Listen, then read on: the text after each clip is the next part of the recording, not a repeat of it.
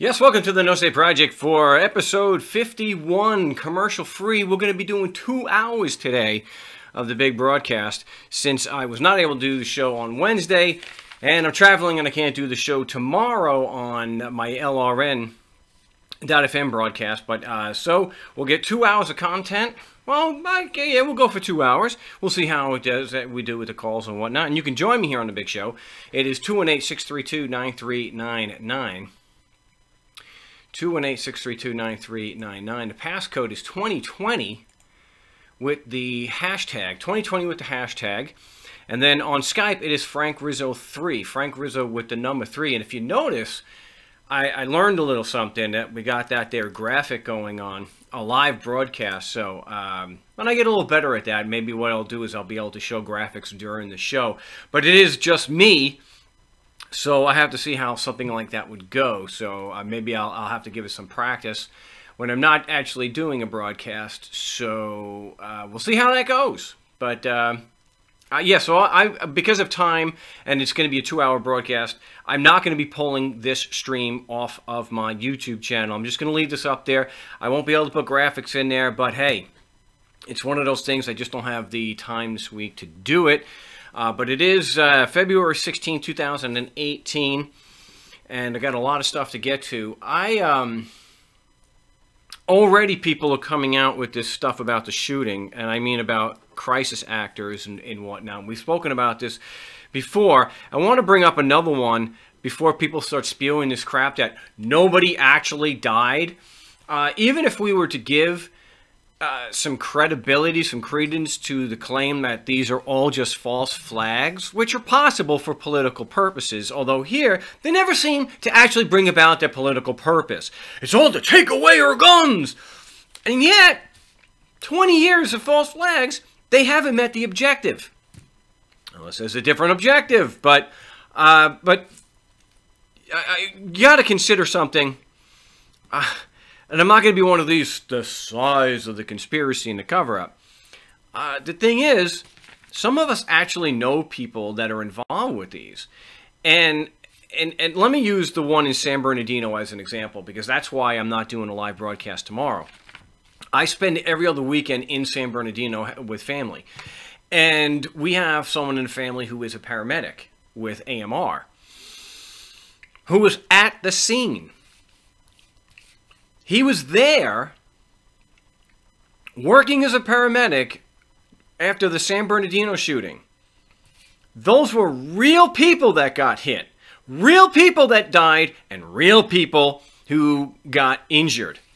Even if it was a so-called false flag, I personally know somebody who was involved there and saw and dealt with and helped real victims. Real people died. Now, some idiot is going to go ahead out there and say, well, the G, we'll get, you know, that settles it. Fungal. Real people died in the San Bernardino shooting. So, and I've got direct, information about that from somebody who was on the scene. So, if you don't think that anyone, people aren't really dying, wow. It's not, and I'm about as anti-government as you can get. I'm about as distrustful as you can get with these people. But the idea that no one died in San Bernardino, yeah, you're just wrong. You're wrong. Ridiculous. And I'm not going to get into this whole debate. What do you do? Something that that the people seem to be missing. And again, I'm an anarchist. What do you do? You've got people who are every single day proclaimed anarchists. We have to stop the influx of the browns and the blacks. You have to stop them. You cannot have a welfare state and open borders. Are they going to now embrace, well, our kids are being shot in schools. There's mass shootings practically every month. You have to get rid of the guns. I'm an anarchist. And I'm just saying you can't have open borders and a welfare state. So I'm still an anarchist, and you can't have guns I don't know. I'm the same echo chamber on both sides. Anyway, something that is real is I had not seen this. I want to thank Alex Knight III for pointing this out to me. This just happened, I guess, late last night. This is horrible. And Ashley Hahn has posted that happened right here in Mesa, Arizona. Oh, it was the night of February 14th, so I guess it was posted yesterday. Her 84-year-old grandmother was assaulted and battered, and it was assault and battery by Mesa Police Department. She is recovering from her 4th stroke and is confused, cognitively impaired. Is she talking about her grandmother or the cops? I shouldn't be joking. Barely physically able to stand on her own because of uncontrollable shaking, which if you look at the post, there is a video of her, and she's in bed recovering from her attack, the attack on her by Mesa's best. The police were called to her residence for a wellness check. Where have we heard that before? It wasn't even for her, it's for a close family member who lives on her property. They were specifically asked not to bother or question my grandmother because of her present and very fragile state. They forced her out of her home into the street, holding her arms tight enough to leave bruises and bleed. Now, I will say that at that age, you don't have to hold someone that tightly in order to cause bruising. But to make them bleed, yeah. Her inability to hold still because of her previous strokes, as seen in uploaded videos, inclined them to slam her down head first on the asphalt. They handcuffed her after she woke from her unconscious state. After seeing the damage they had done and sending my grandmother off in an ambulance, they called my mother, who made the original wellness check call, and told her that my grandmother slipped. She put slipped in quotes. The officer who came down to the hospital only seemed to care about deflecting and defending the officers involved. No accountability, no apologies, then left her with the citation for obstruction. Sounds about right, you pricks. The officers who came down to the hospital only seemed to care. I'm sorry. She is traumatized and feels untrusting of the people who she thought would protect her. If this was your grandmother, what would you do? Please share. Mesa Police Department needs to be held accountable. This woman is my hero. I am absolutely livid, as you damn well should be. I guess if they did that to my grandmother, I would want to grab more than my baton. This is terrible. I'll have to get this linked up. In fact, what I can do, I can send this out to Skype. This is just horrible. So I'll put that on Skype, and you can Skype me at FrankRizzle3. I can get you into the Skype chat. That is just horrible. Horrible. And let me get that also on my on the YouTube stream there. We'll yeah, I just put it into the YouTube comments so you guys can go check that out. Now, obviously, I don't agree with a lot of sentiments here. Yeah, call Fox 10 in Phoenix. Good luck with that. Although, because it was an 84-year-old woman, they're more likely to do something as opposed to what I call about. Mesa pigs have a long history of abuse. Pigs are fairly non-violent, so I wouldn't compare them to pigs. Well, someone's saying these cops deserve a bullet straight up. That might get the FBI at your house. I do agree it's BS. Put the officers in prison. Yeah. And to add insult to injury, literally, they charge her. And what happened this week, which is extremely unusual, two more cops are going to prison from the Maryland task force that were running, you know, basically they were straight up racketeering above and beyond their usual job. And that's what they would do. Assault somebody and set them up and then charge them. So I would say definitely get in touch, try with the local media. Absolutely. And I would file a claim against their insurance quickly. That is just horrible. And some people are saying that, well, Alex Knight saying this enrages me. These animals with badges are completely out of control. I don't know. They think, you know, I haven't had nearly as much damage done to me by animals as done by the police. So, and I wasn't beaten by Mesa PD. I've been threatened with my life has been threatened on more than one occasion. But I wouldn't compare them to animals. Yeah, that's just terrible. So right here in Mesa PD, it's all over. But an 84-year-old woman, and I know the copsuckers are going to come out and they just love to defend the cops, like Mike Broomfield of the local Clear Channel station, who gets conflicted when it's cop against cop. He doesn't know who to reflexively back. But the copsuckers who proclaim these people as heroes. How many unarmed men and women and children have been shot dead by these people? Because they're heroes? They're scared witless of an 84-year-old woman? I guess she's lucky to be alive.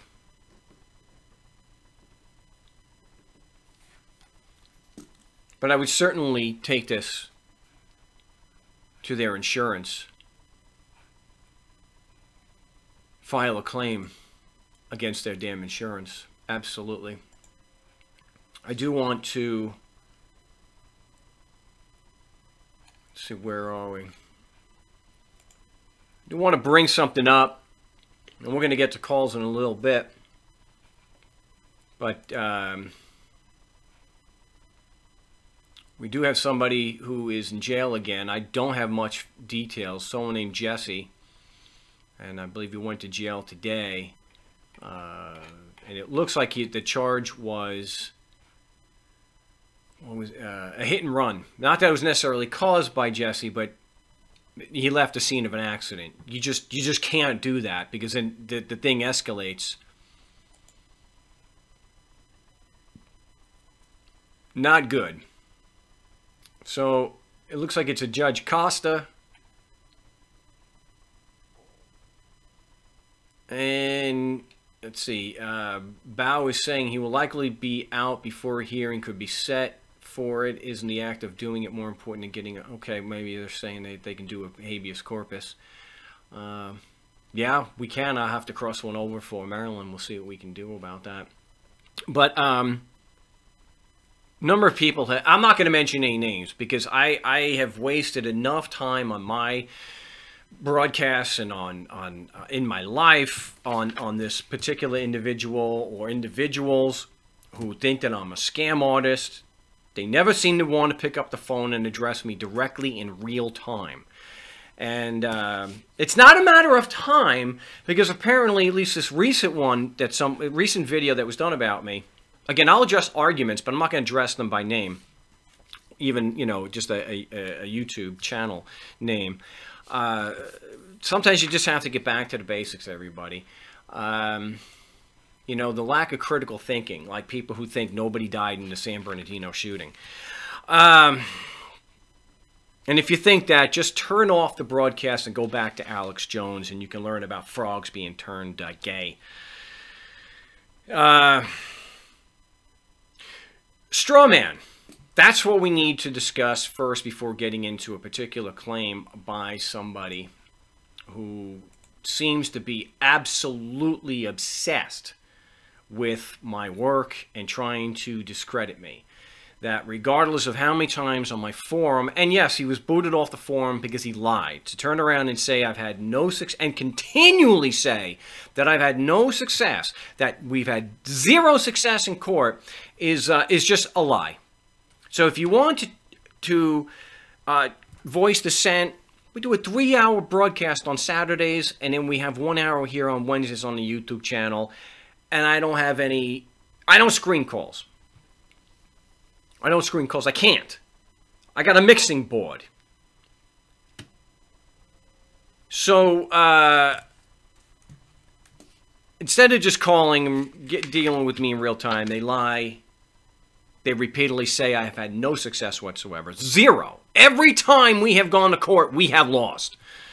And when you show the evidence that the motion was granted, there's all the excuses in the world saying, well, if you can't recognize that a judge was just pissed off at a prosecutor, which there are so many issues there that I've already addressed for anybody interested.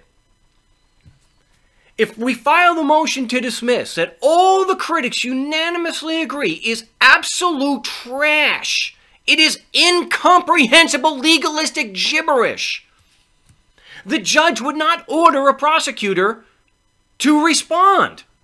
And if a prosecutor comes back and says it is gibberish, they have every right to do that. And then if the judge says, well, you didn't do X, Y, Z, and I'm going to grant the motion, it's because the motion had merit. Because judges are not in the habit of having prosecutors respond to worthless, trash, incomprehensible motions. They do it sua sponte, and they deny the motion on their own without explanation. So they have to lie, and that's what this particular guy does, is he just lied. Marx had no success whatsoever. I have a success story page with dozens and dozens and dozens, and I'm at least 6 behind of where we've had the motion granted, where we've had tickets thrown out. And it's not always just because the cop didn't show up. But even there, you have to ask, why isn't the cop showing up? And again, I'll say it 1,000 more times. We've had the cops there for other trials, but they're just not available for ours. So what does that tell you? Damn it. I hate that. So, all right. So a straw man. Sometimes it's not just lying about my position. They just erect a straw man, which it looks like my position. Or they'll get my position correct, but their response to that, to debunk it and expose me, it is not directly addressing it. It only looks like they've done that. It's just like when the judge lies to you and says that jurisdiction's a trial issue. Well, yeah, jurisdiction is a trial issue, but it's not a trial issue only. And that leads me to the issue of prima facie. I think what we're supposed to do is go apoplectic.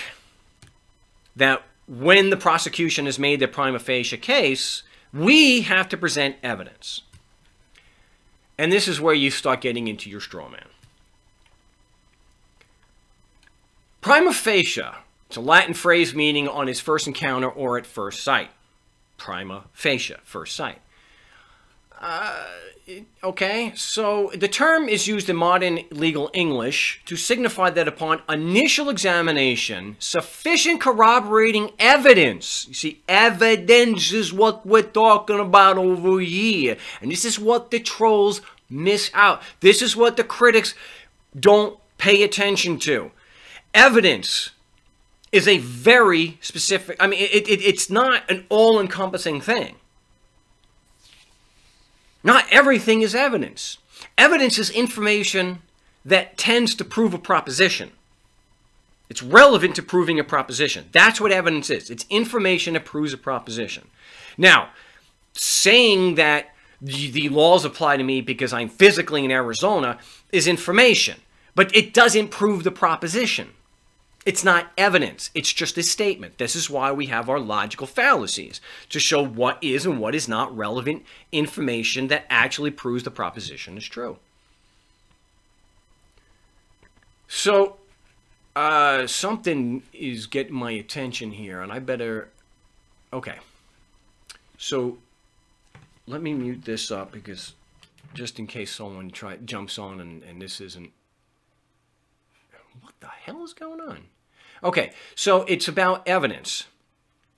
Sufficient corroborating evidence appears to exist to support a case. Prima facie denotes evidence that, unless rebutted, would be sufficient to prove a particular proposition or fact. The term is used similarly in academic philosophy.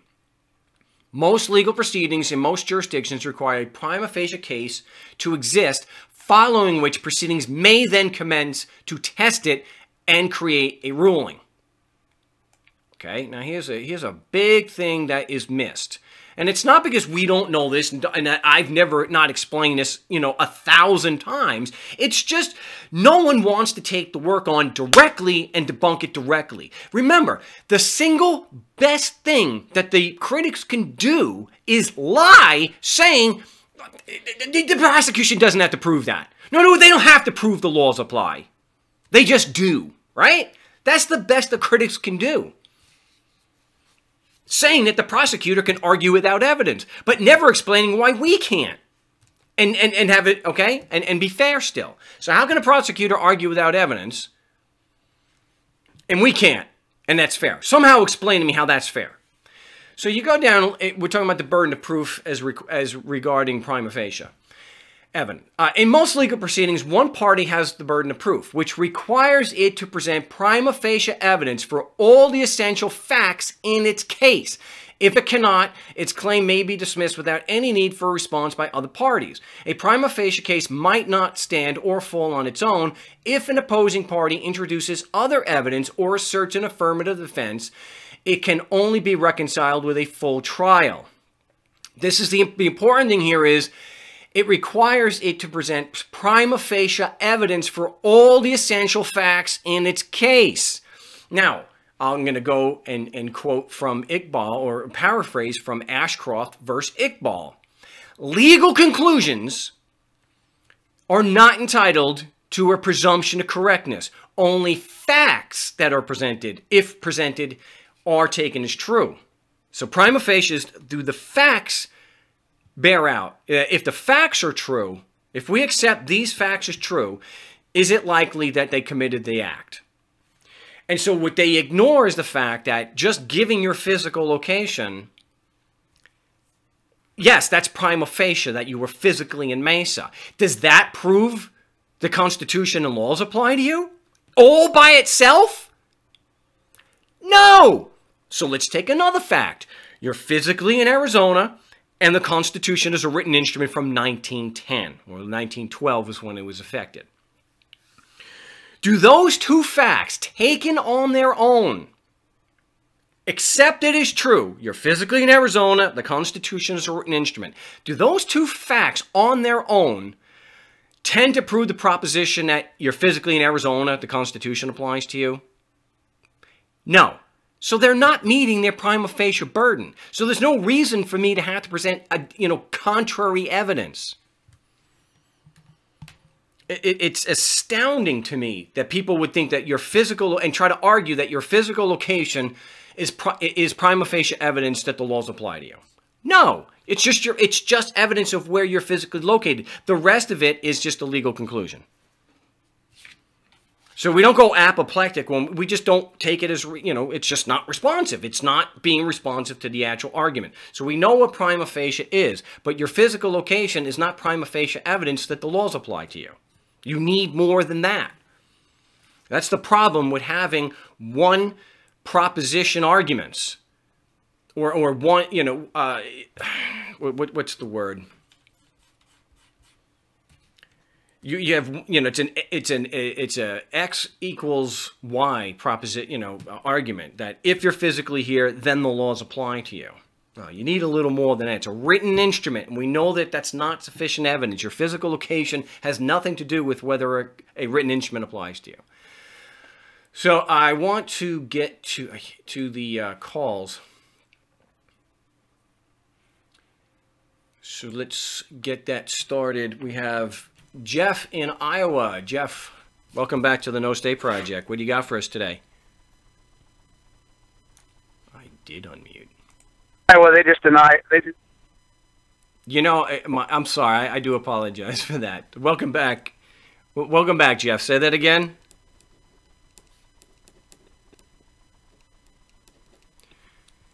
Jeff.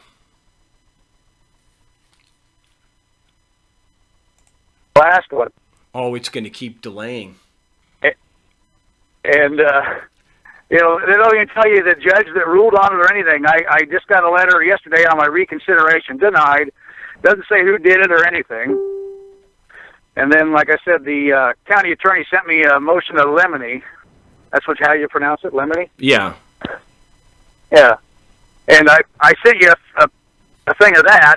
But I mean, heck, tell you what, I got the way he's got it. I can't even ask a question. Apparently. Well, walk us through this. Jeff. In his motion limine, which hasn't been granted yet, right? Right. Okay. I have to. I'm going to object to it. Right. So, what particular arguments or evidence is the prosecution wanting to limit or not allow you to ask and raise? Well, it was saying like, I can't be derogatory to the police or something. I can't have the jury say, oh, well, gosh, what if it was you? You know, how would you feel? I was written down on that. And then he had a couple, 2 or 3 court cases that apparently the people had challenged the statute as far as the law. But that's not what we're doing here. You know, we're not challenging the statute. I mean, I know they got, you know, the statutes there, the code, and you know, we want the evidence before the code's even applied. You know, right? We're not attacking. We're not making a pure issue of law in that we think that the statute in question is unconstitutional. That's a pure issue of law. It's not a trial issue. I mean, it absolutely can be something for as far as, you know, jury nullification, sure. But there's a big difference between what we're actually doing, which is raising an issue of fact that they have not presented sufficient evidence or any evidence, meaning information to prove the proposition, and they should not be allowed to argue that any more than you and I would be. So what they're doing is completely irrelevant to what you're actually doing. So there's really not much to object to there because you're not actually planning on doing that. That's not a part of your defense. It doesn't, you know, you have no idea where the prosecutor is coming at. But is there anything in there that actually goes towards you raising the arguments that you're actually, you know, right, that we're actually doing? Yeah, it was something like, well, of course, sovereignty. We don't know anything about that. Any government theories and stuff is what he was saying. Anti-government theories?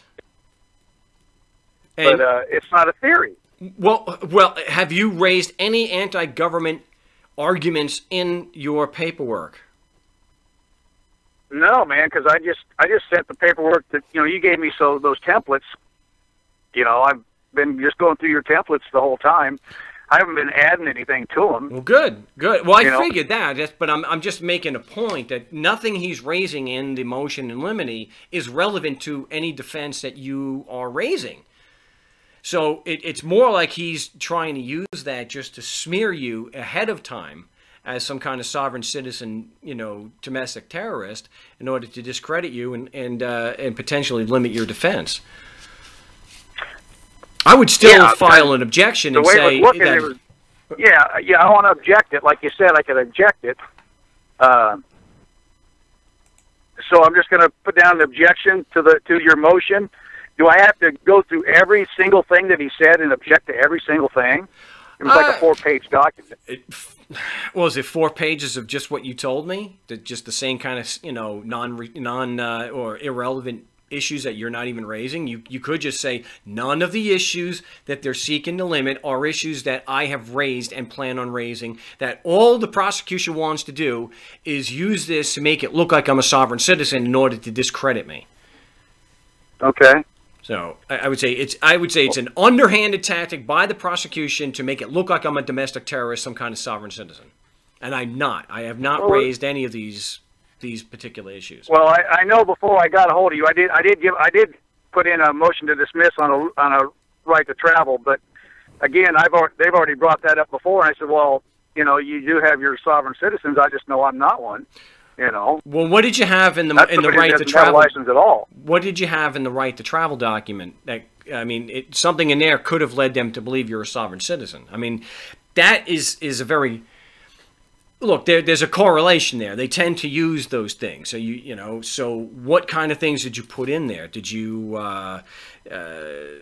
No, gosh, yeah. Let's just take it. You're guaranteed to travel, you know, without a license and all this other crap, and you are, as long as they don't have due process. But of course, if their due process is a joke, but It's Anyway. true. It's true. I wish you wouldn't have done that, but because now it kind of gave them a reason to connect you to but that. that's okay.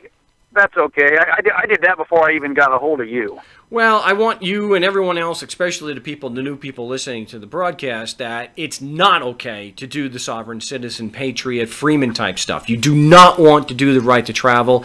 You don't want to make such affirmative statements. You don't want to make pure issues of law that you believe are contradictory to their pure issues of law. Because on a pure issue of law, you're going to lose every time. So even if you were right, it has proven itself for 5-6 decades to be very ineffective as a defense against these things. And just in general, pure issues of law against pure issues of law, you're going to lose every time. There's no doubt. Because I've even heard you say, well, that's what you think. The judge said, well, that's what you think, but that isn't what I think. So, the judge rules in his favor. Yeah, absolutely. So, now, they could turn around and say that. Yeah, and they can and do with us when you're just attacking the factual basis is to just lie and say, well, it's a trial issue, or lie and say, well, I believe the prosecution has sufficient evidence. But it's easier to show that the judge is lying and abusing discretion to where it shocks the conscience because he's got the facts wrong and he's lying, he's being dishonest, as opposed to you and I trying to show an abusive process in that his interpretation of the law is so wrong and so contrary to the plain meaning of the code as to shock the conscience, because that's not a burden you and I are going to prevail on. So I want to let everyone know, and it seems to come up all the time, not so much that I'm noticing in the chat today, but the right to travel stuff, we got to say fungul to it and just bury that stuff. So even if it's right, doesn't matter, and it's not, but it's not a very effective way to defend ourselves. So defend yourself. Yeah, I would file the objection to the motion limine and say nothing he's saying, none of the arguments he's raising here is anything that I brought up, and it's just to smear me. It's an underhanded tactic to make it look like I'm a sovereign citizen. And I think he also had something in there about like the jury and stuff. I think he was trying to limit what I could even ask the jury whenever I was going to go jury selection. Sure. Yeah. Well, that's why in the voir dire questions that I have, it's not overtly anti-government. It's just bringing out the conflict of interest. It's bringing out that the jury is bringing an irrefutable presumption with them. So they are taking as irrefutably true the prosecution's foundational argument, which is, dude, you're physically in Iowa, the laws apply. Absolutely. So they already come in with that. So the very foundation of the prosecution's claim that they have no evidence to prove, the jury already has that in their head, and there's almost no chance of breaking that. Even if you have them impeach their own witness, which we do every time, on that particular claim, so that the police officer is declared incompetent to even say you broke the law. And yes, they rule, for those new, yes, and I'll cover those two questions in a moment. But very easy to show it. So yes, get that in there. Have you argued or filed a motion to dismiss for prosecutorial misconduct? Yeah, that pissed him off. Okay. How do you know that? Well, because he sent in this lemony now, because I said, well, you still haven't given me the evidence in discovery. Well, I'll send you over the police report. I said, well, that's not the evidence.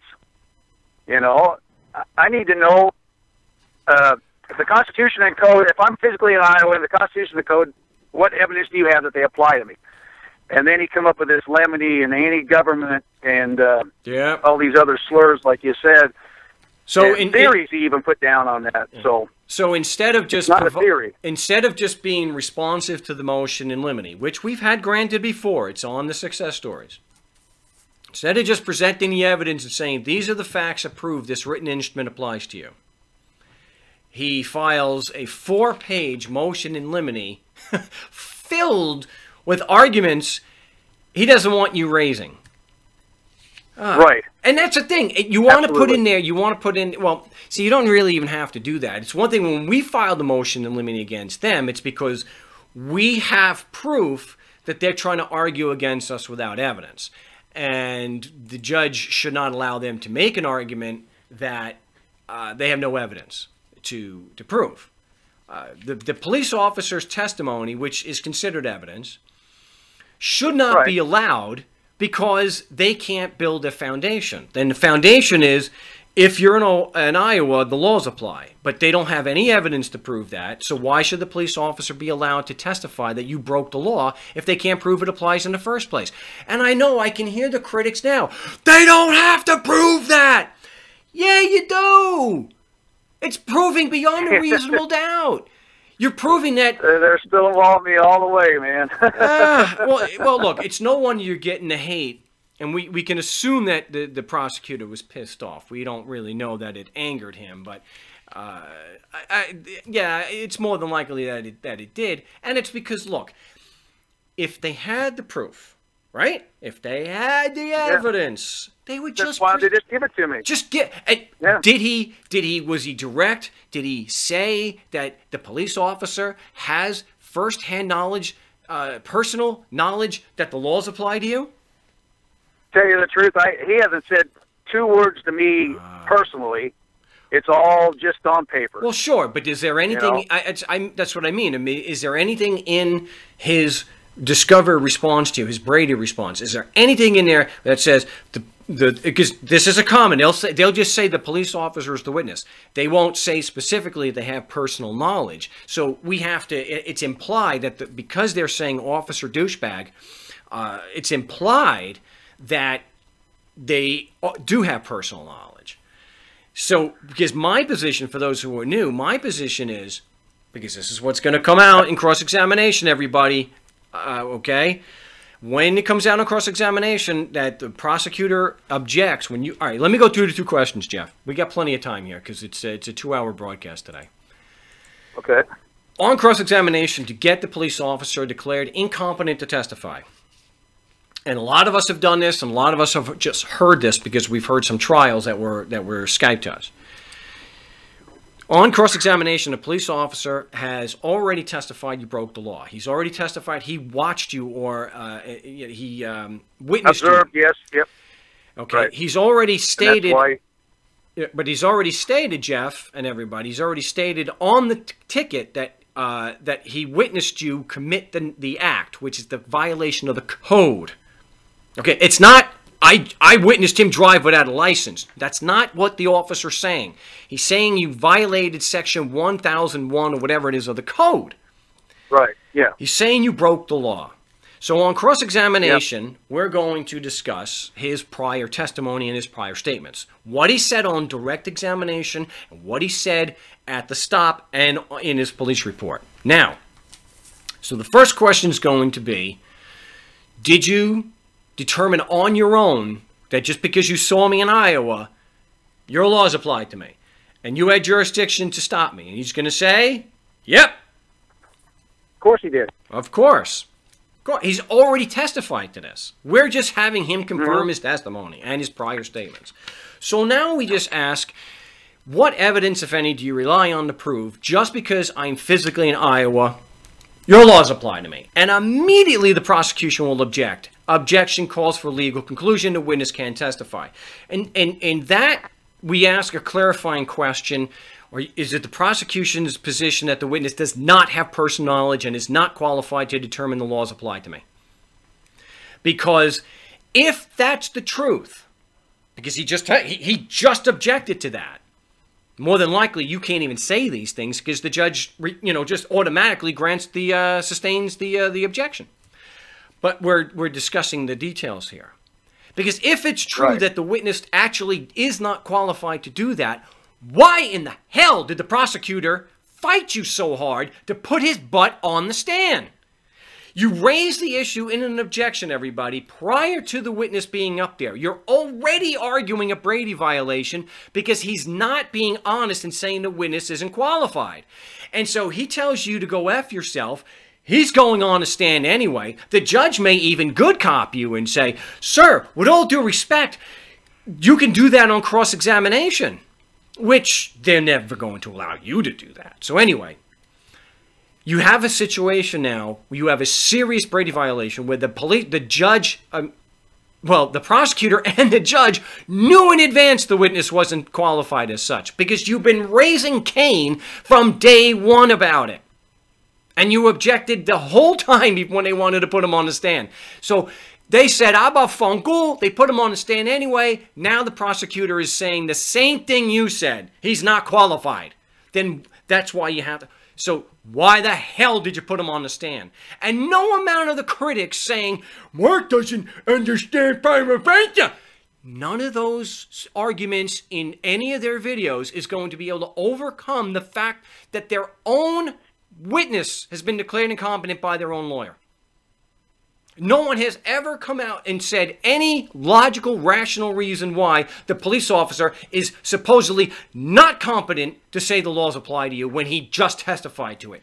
This is, for, of course, for new guys. Jeff, the only damn thing that they have ever said, ever, in defense of this, impeaching their witness, is this. This is all you'll hear, everybody. The police officer is only there to testify to the facts. Right? We've all heard that, right? Right. Now, is that true? Well, he's testifying to what he thinks the facts are. Yes, but is he only there to testify to the facts? Right. If he's there to testify the facts that he believes that I violated a code, well, and the laws apply to me. But he's there and he has jurisdiction. But his testimony doesn't consist of just facts. It consists of legal conclusions that you broke the law. So, I got to watch myself here because it's going to set this one guy, it's going to trigger this one guy. So yes, there's a lot to unpack here when we're discussing this cross-examination and how they declared the witness incompetent. First of all, the first question was the one that went to the legal conclusion, but just to confirm what he's already testified to. When a police officer determines he has probable cause to stop you, he is not making a statement of fact. And that determination, that legal determination, is not immune from cross-examination. And anyone who tells you that is a lying POS. Lying POS. Okay? And I have no problem saying... No, they got to give me cross-examination because they got to give me due process. They're supposed to allow you to confront your witness, and the prior statements of the police officer are part of a cross-examination. Again, someone call into the broadcast and say otherwise, and I'll call you a POS right in real time because you're a lying piece of crap. Okay? Competency and credibility are issues for a cross-examination. So imagine you have a jailhouse snitch on the stand, and they want to limit your cross-examination to only what was said during the direct. No one in their right mind would say, well, yeah, he's done. You can't cross-examine him on what happened prior to direct. Come on. We're not 5 years old, okay? Anybody who's just watched, courtroom dramas on TV or in the movies know that that's BS. Competency and credibility are part of a cross-examination. And don't listen to critics when they say otherwise. You don't have to listen to me. You can just research it for yourself. And so here, when they actually declare the witness incompetent, where they say, calls for a legal conclusion, the witness is only here to testify to the fact. Yeah. Should I reread the question to you, numbnuts? The question was, what evidence, what facts do you rely on to prove your claim is true? That just because I'm physically in Iowa, your laws... I'm asking for the facts. Right? And then so the prosecutor is trying to mislead the jury, and that's something that should come out. When it happens to you, you have to say, objection, the prosecutor is trying to mislead the jury. He's lying. My objection went directly to the facts regarding his prior statement. And the prosecutor should be sanctioned. Say that in front of the jury before they hurry them out of the room. Right. Because... yeah, once the bell's rung, then it's a little hard to unring it. Well, the thing is, it's not that the jury shouldn't... I'm not saying it because the jury shouldn't hear that and that you got to get your shot in, and do your damage. It's absolutely necessary to a fair trial that they do hear that, and that's because the judge may pass the case off to them for a decision anyway, and the judge shouldn't. But if the judge is going to be a typical POS and he's going to pass it on to them anyway, someone on that jury needs it spelled out for them. This prosecutor is misleading that even if you grant this and sustain his motion, it's grossly unfair because my question went directly to the facts. Well, they don't argue, oh, the police officer doesn't have to prove probable cause. The police officer doesn't have to prove. No, they pull that crap outside of the jury. They pull that crap on YouTube. These internet critics, right? Okay. So this is a very critical point, and unfortunately it may be the only opportunity you have to get what you need to get a mistrial or have it thrown out or be able to prevail on appeal. Because, like we've already said, if they had evidence, they just let the cop answer. Well, answer me this, Jeff. If the police officer didn't have to answer, if he doesn't need any facts, why don't they let him just answer the question? He's qualified to determine probable cause. He's qualified to testify you broke the law. Why can't he answer any questions regarding his own conclusions? Why can't he just say, be an arrogant, smug POS like the prosecutor and the judge, and say he doesn't need evidence. I don't need evidence. I don't have to prove probable cause. I don't need it. Just let him say it. Why can't... Oh, here's one. I shouldn't point the camera like that. I just caught myself. Why don't they turn around and say, well, sir, the evidence that I have to prove the laws apply to you because you're physically in Iowa are all the other people that are sitting in prison right now. How come that crap doesn't fly in court? Why doesn't the prosecutor sit the cop down and coach him on his testimony? When he asks you for evidence to support your claim, don't worry about it. I got you covered, tough guy. You just got to say what these internet critics say to Mark Stevens. Just say, oh, all the people in prison are evidence proving the laws apply to you.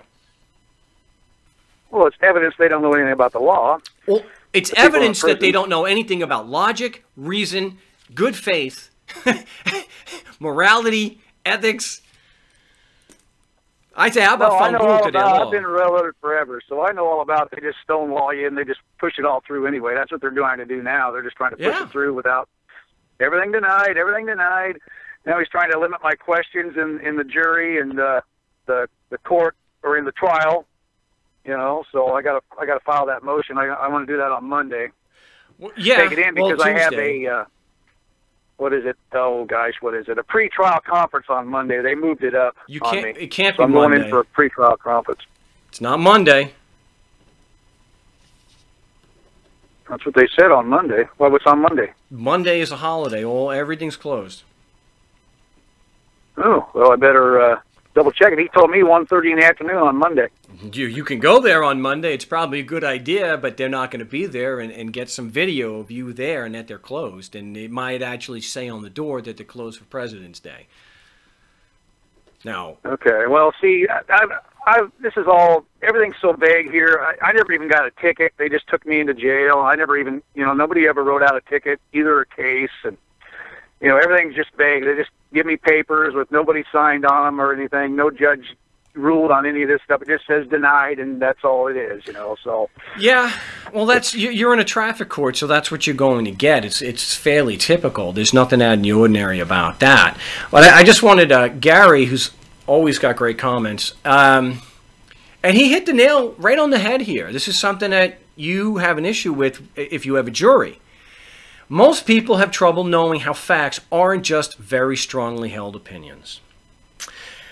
I would say the average person thinks that even if they have very strongly held opinions, that they believe that makes it a fact. Well, I've always done it this way. I mean, my parents and society, or we're all dumbed down. Well, yeah, and it's just a matter of questioning things. And you're going to have to go right, like into you said, court and do that. Sacred cow, nobody questions it because they, well, obviously you do have jurisdiction because that's the way it's always been done, Well, we have jurisdiction because you're physically here. And they don't understand that all they're doing is repeating. All they're doing is just repeating the argument. It's like, we know that that's the claim. And now, is that entitled to be called prima facie because you have an allegation? Allegations are not entitled to a presumption of correctness. They're not entitled to a presumption that they're true. You have to have supporting facts. And to say that just because you're physically in Iowa, then the laws apply to you, that's not sufficient. I know some may think that's sufficient. And again, we've just covered all the ground as to, well, most of the ground as to why that's not true. So even if you give them a pass and say, okay, when you put their cops, when you put their witnesses on the stand, well, when you cross-examine them after direct, why don't they let them say those things on cross? Jermaine in Calgary is the only one who's ever reported to me when you ask those questions that the police officer has been permitted to answer. And they never said anything like, I don't have to prove that. Or, Mr. Your Honor, you told me I don't have to prove nothing like that. So the idea that it's prima facie and that they're entitled to a presumption of correctness, no. Legal allegations are not entitled to a presumption of correctness unless they're supported by facts. And here, your physical location is not sufficient to support that because you're talking about a written instrument. Written instruments do not, look, it's basic common sense. Yeah, something that I didn't sign anyway. I didn't agree to it. Right. There's no, written instruments do not apply to people just because of your physical location. If they think that that's true, then I can just draft up something myself and just say to the Chief Justice of the Arizona Supreme Court, well, you're physically in Arizona. The fact that you didn't leave, and I don't even want to tell you how many people I've got in my basement to prove that this applies to you. They didn't think so either. I don't even have a basement for those who I live in Mesa. So calm down there, guys. You don't have basements in Mesa. So I kind of miss that from the island. But anyhow, it is look, it's a common thing. It's something we deal with every day. And you're going to have to go in potentially with a jury, and you have to reach at least one person who is going to go in there believing that their opinion the laws apply is a fact. And I've had tax agents tell me, sir, it's not my opinion that the laws apply to you. It's a fact. Did you? Well, then show me the facts, actually. That's where I would go. But yeah, I got jury selection here at the end of the month. So that would be good.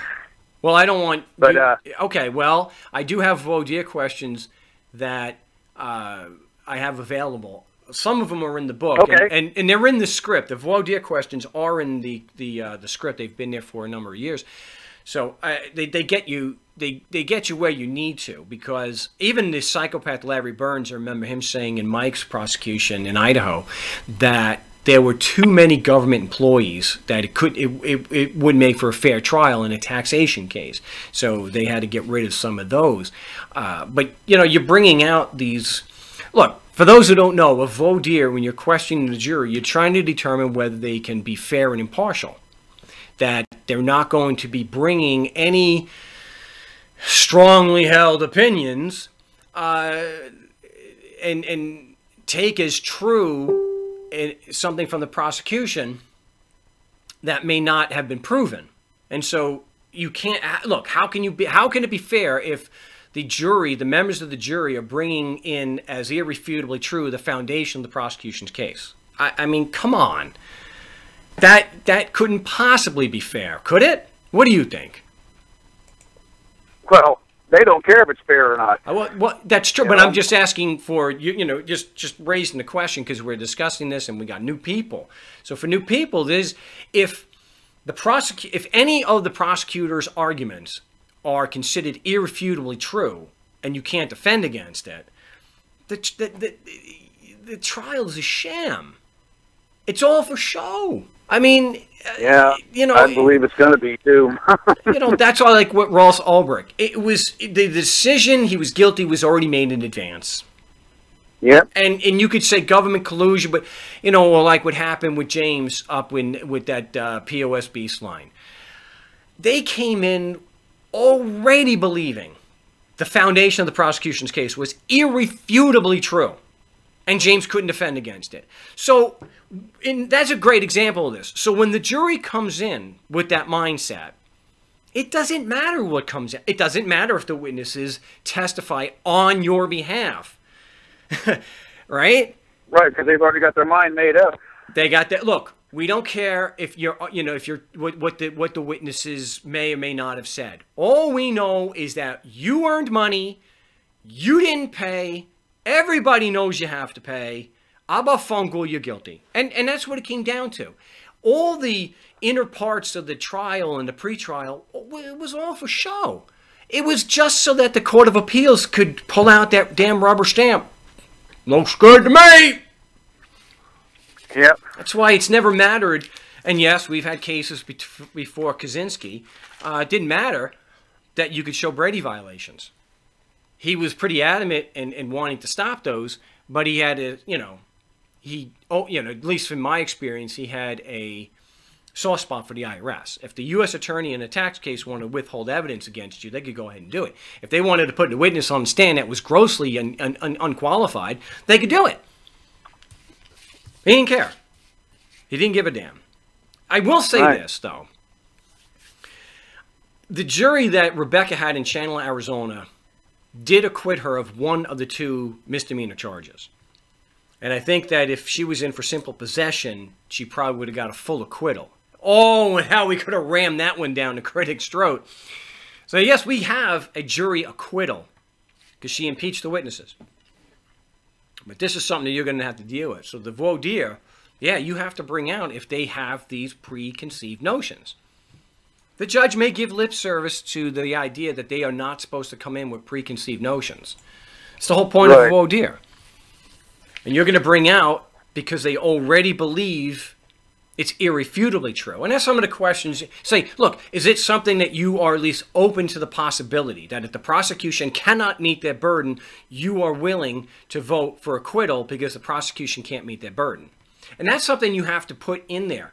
Your entire attack is to show that the prosecution cannot meet their burden of proof. So you shouldn't have much interference from the judge, at least, when that's all you're doing, and that's what you're letting the jury know. The prosecution knows they can't meet their burden of proof. They're going to put their witnesses on anyway. You're going to. This is like an opening statement, by the way.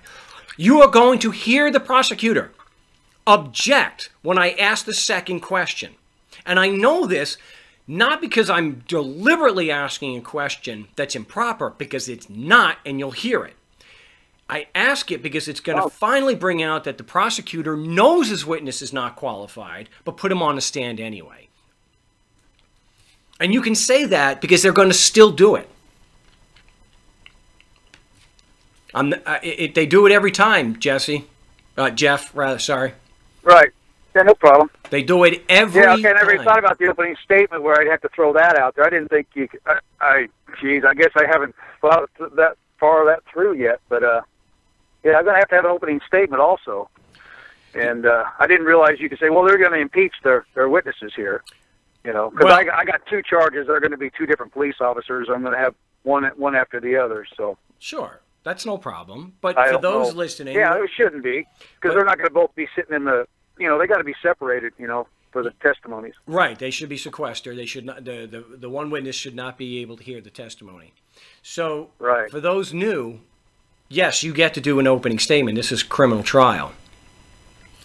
But the opening statement is limited to what's going to be presented at trial. And when the prosecutor starts making claims, and you know in advance, Jeff, that he has no evidence, make an objection. Don't listen to people. Now, is he going to have his opening statement first? Yes. Okay. Now, so as far as rebut everything he says. Well, what you want to do is you want to make an objection. And yes, you can object to an opening statement. They're going to object to yours. I personally like one of my favorite opening statements is from my cousin Vinny, where he gets up and says, everything that guy just said is bull. Yeah. So, thank you. And everything got stricken except for thank you. But anyway, you have to expect that. But yes, you can object to the opening statement because so if the prosecutor says something about you violating the law, objection, the prosecution knows he doesn't have a qualified witness and any evidence to prove the laws apply in so his jurisdiction. I can cut him off in the middle of his opening statement then? I can say objection in the middle of it? Yes. There okay. you want to say objection and not let him finish because the jury's going to hear it. Right. Never interrupt the judge.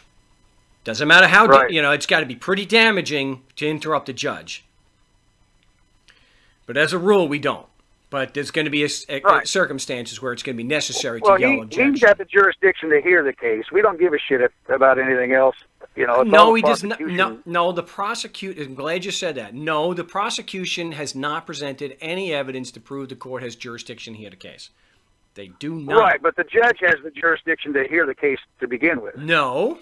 What evidence did the prosecution provide that would prove that the judge or the court has jurisdiction over you to hear a trial against you? Well, it wouldn't be over me. It'd be over the proceedings. No, there has to be personal jurisdiction over you. Okay. And what is that based on? Well, what is it based on? They got to have personal first-hand knowledge of me with anything. They have to have personal knowledge that just because you're in Iowa, the laws apply to you. Because the basis, and that's an assumption. Yes, it's an allegation. Because the basis of the court's personal jurisdiction over you is that if you're physically in Iowa, the laws apply. The prosecutor bears the burden of proof on that. So no, the judge cannot prove that. The judge some may agree, and it's kind of a gray area. I'll give you that as far as territorial jurisdiction. But personal jurisdiction, absolutely not. Subject matter jurisdiction, not a chance in hell. Which is why they impeached the cop. Well, you got to have personal before you get subject matter, isn't it? Well, personal jurisdiction is over you. To have, and that's if there's a valid case of controversy that they have subject matter jurisdiction. So they have to have subject matter jurisdiction first because they don't. Without subject matter jurisdiction, nothing else matters. It doesn't. Even territorial jurisdiction doesn't matter because they can't get personal jurisdiction over you if they don't have subject matter jurisdiction. Subject matter jurisdiction is based on it. They have we're going through. I wrote down here. We're going to go through the basics. So this worked out well.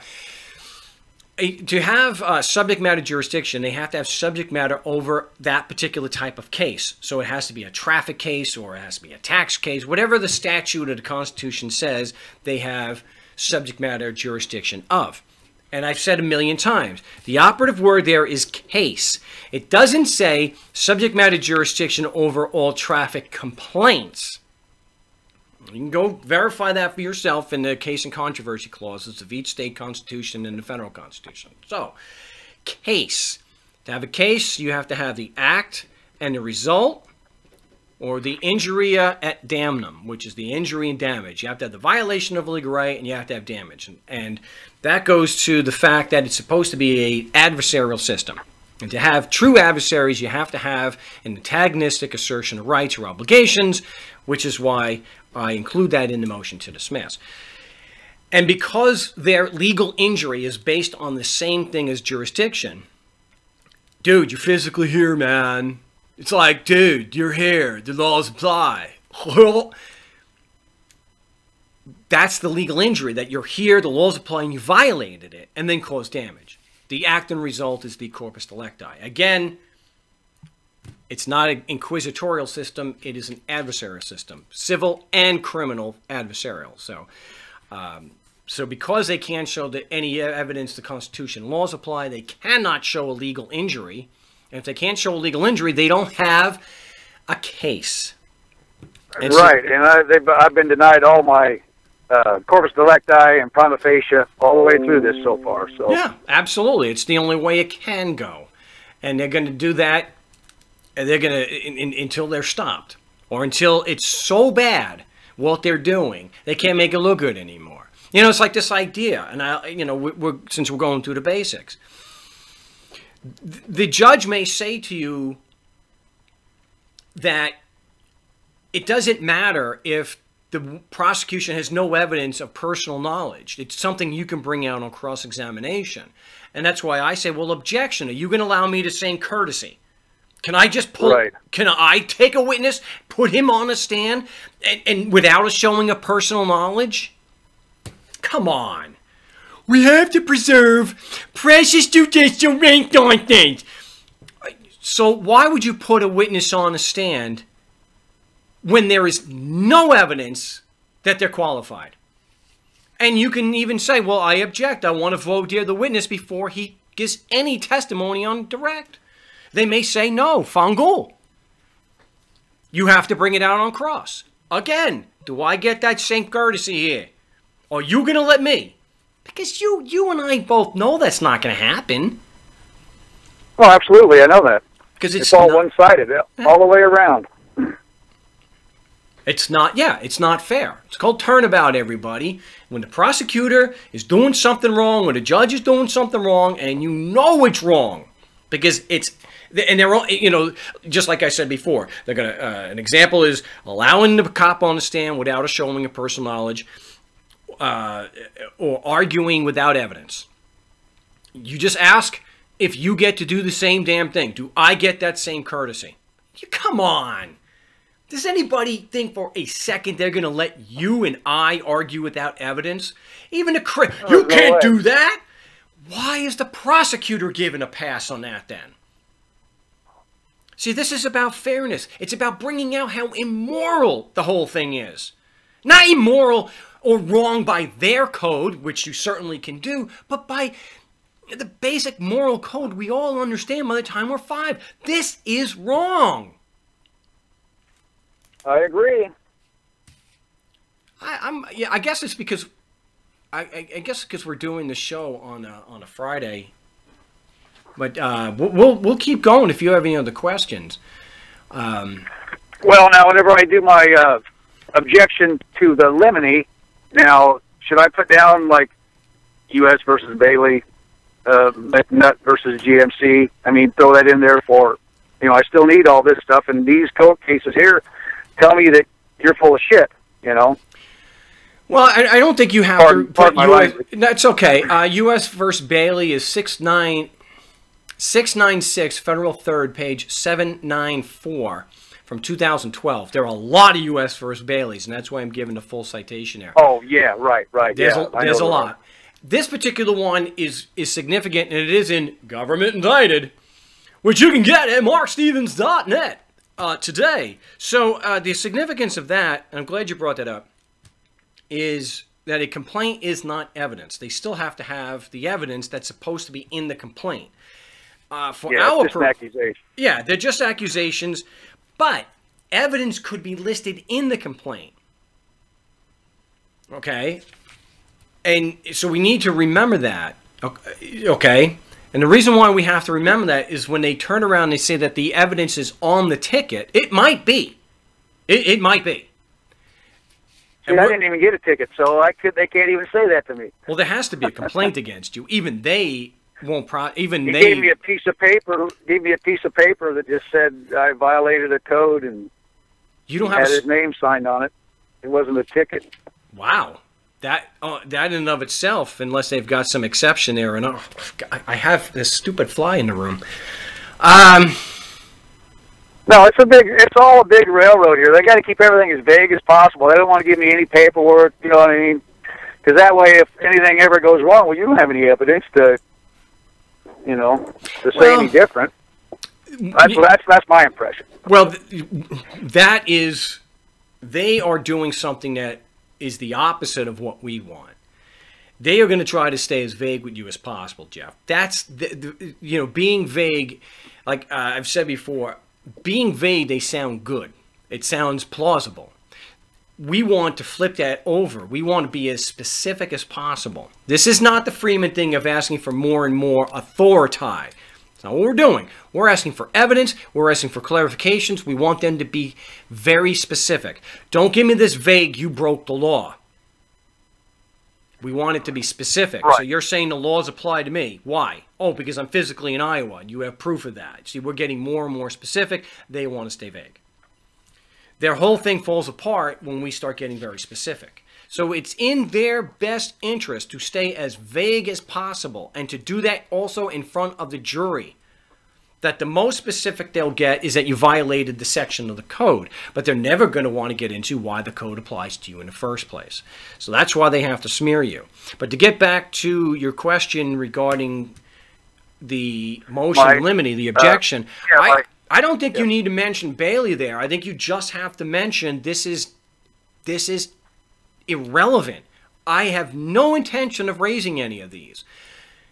But we do know, as far as my motion in limine, we know the prosecution's going to be raising these arguments. We know they're going to argue I broke the law. That's their whole...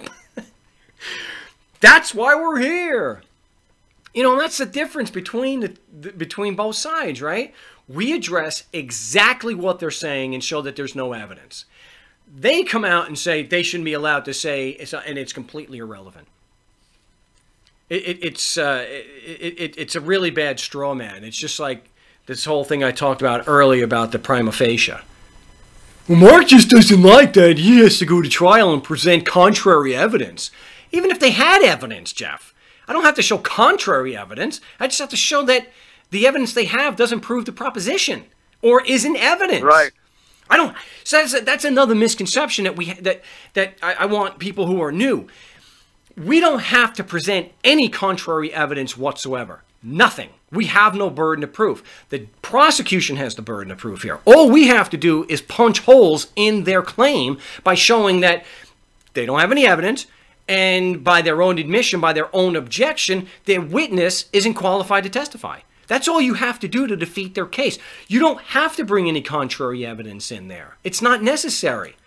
You know, that's why even in the civil context, they'll say, well, Mark, that's one thing for beyond a reasonable doubt, but what about civil traffic? There's a preponderance of the evidence. Well, that is true. But if the other side has no evidence, the judge... Why do we even have a case then? We don't have a case. It shouldn't have even been allowed to go. That's the whole point of having a pretrial conference, too. Are there... One... Is there sufficient facts, if taken as true, would lead a reasonable person to believe Mr. X is guilty and justify a trial? Oh, okay. 2, are there factual disputes that need to be resolved by trial? That's what you're supposed to do. And if, you know, so if you're not disputing the facts, or if you're not disputing the sufficiency of the evidence, there's no reason for a trial, and that's why you can have a deal. They want to avoid that. I mean, here you should still be trying to plead guilty. I mean, is that something you try to do? Did I lose Jeff? No, I'm still here. I'm just listening to you. I'm taking it all in.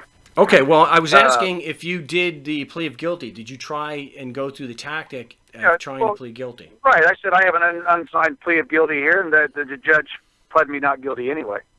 Well, okay. Remember, and this is for people who are new, we're always saying when they ignore the motion or overrule it, and they're trying to railroad you into a plea, the monkey wrench in the works is to tell them, I intend on pleading guilty there, jerky. Has the prosecution submitted sufficient facts to prove that just because I'm physically in Iowa, your Constitution applies? Yeah, I never said that. You see? I guess I need more and more experience here. You know, I guess I need to go break the law more often. We have the No State Project Skype chat that helps with that, so you don't have to do something like that unless you're doing it as an activist. Right. So anyway, I guess I need your. Where do I get the voir dire questions? I have at my website on the Cell Store. You can get the script, and all the questions are. So the questions for arraignment, pretrial, trial, and the voir dire are in there. Okay, cool. All right. Yeah. So yeah, I'm going to try here at the end of the month. Jay, well, you need a lot of work there. Definitely getting the No State Project Skype chat for help there, and you know, I'll have a few more live shows before then, and I will be live next Wednesday, so we're back to normal. You know, this thing of the reason, and I did a whole video on this. It always bears repeating. If we're going to file a motion to recuse the judge and do it with cause, we have to have facts. We can't. We're not, and not that we want to, but we don't have the courtesy of making legal arguments with no support. We can't just say the judge should be disqualified because he's biased. We have to have proof. And our proof usually comes when we try to plead guilty and they lie by covering for the prosecution, because we just want the evidence and they don't have it. So instead of just holding the prosecution to their burden, they do what the judge did with you. They lie, implying that you're refusing to plea, and then enter a plea of not guilty. So we're able to come in and say, we have documented proof, and we may actually have an audio recording. The judge is dishonest. And he's so dishonest, it denies us due process and a fair hearing because they're covering for the prosecution. If they're willing to lie to cover for the prosecution's burden of proof, see, this isn't even a matter of, well, I believe the prosecution has met their prima facie burden. If they pull that crap, they shouldn't just plead not guilty for you. You're trying to plead guilty, right? Oh, well, that's what he did, and you know, you're talking about recusing a judge or something. Well, I've had 3 or 4 different judges already. You know, they just keep changing every time I go in. It's a different judge. Yeah, that is a problem when you've got pro tems and whatnot, because you can't just file them. Yeah, because it defeats any remedy you have by doing that. I think that they figured out in Mesa what I was doing, because you do it enough times, even they get it. That I would file, and I still suggest people do this. You file a motion to change the judge, because if the fix is in, if they deny it, then you have remedy to stop the trial in a petition for writ of mandamus to review that. We've never done it at the federal level. I always got to say that, but we've been we have had a lot of state court proceedings stopped, at least temporarily. But nothing at the federal level. They just don't give a damn. It's black letter law, even at the federal level. If they deny a Section 455 motion, the only remedy available is by mandamus. But no federal court that I've been involved with this for 20 years has ever taken jurisdiction. They just, we don't want to hear it. And even though, Jeff, they agree, it is the single remedy to review a denial of a change of judge, that an appeal cannot remedy it, but they won't take jurisdiction because they're so dishonest. So right, yeah, it's all this stuff. I don't know what the hell you call it. It's just a bunch of crap. Yep. Did you have any other questions? You know, I really can't think of any right now. I want to get back over there and look at those. I want to get that voir dire questions and do some studying, I suppose. I need to object to the opening statement. Okay. You can and you should. I didn't think you could. You can and you should. Okay. So get to work on your objections. Get a script and get to work on some face-to-face, you know, some real-time role-playing with people that have been through it before, and hone your skills, because you're going to need it. All right, Mark. I appreciate it. Hey, not a problem. Jeff in Iowa. Appreciate the call. My name is Mark Stevens. Wow, we have blown through the first hour or so here at the big show. We covered a lot of ground, so Jeff, I'm glad Jeff called in, because I did intend on getting to the basics, but if you do want to join me on the show, you can. 218-632-9399, 218-632-9399, and Skype is Frank Rizzo 3. Yeah, let's see. Yeah, Gary, I know role-playing. We got to do the role-playing. Someone said they're supposed to prove jurisdiction anyway. Yeah, they're supposed to. That's the operative word there. They're supposed to. There's a lot that they're supposed to do, but they don't. Because if they had any intention of being fair, it would be like so many of these tickets and complaints we've had tossed out before the trial. Unfortunately, the closer you get to the trial, the closer you are to being convicted. Because if they had any intention on being fair to any degree, they would have tossed it out already. Getting to trial with these people, you know you're way behind the 8 ball. They have no problem. And even guys like Judge Kaczynski, they know judges are allowing prosecutorial misconduct at epidemic levels because the judges don't the judges don't care. They were prosecutors most likely before they were judges. They were allowed to get away with it, so they're going to allow the other prosecutors to get away with it. It's a vicious cycle that even one of their own acknowledged, that the only way to stop it is for judges. I don't think that that's necessarily true, though. I don't think that's the only way. I think a wave of claims against the county's insurance and the city's insurance against the judges and prosecutors, I think that's a contributing factor that might do something to help it. But so many prosecutors are absolutely hell-bent on conviction at all costs because the judges allow it. So yeah, judges and maybe the insurance companies saying, whoa, whoa, tough guy. You can't just do whatever the hell you want. Some people are going to file claims, and not everyone is going to be denied. What they get? Well, don't worry about it. It's just going to go to one of us. You know, it's going to go to one of our guys. It's going to go to a judge that allows prosecutorial misconduct. So, but not everyone's going to be denied. But we have to also put the claims to the city council and also to the county commissioners and go to their meetings and get these judges' names out there and these prosecutors.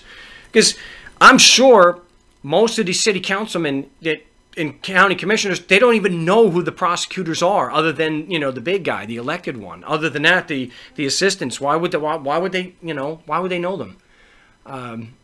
Let them know them. Let them know them. Get their names out there. I wanted to also discuss not only the opening statement, but the closing statement.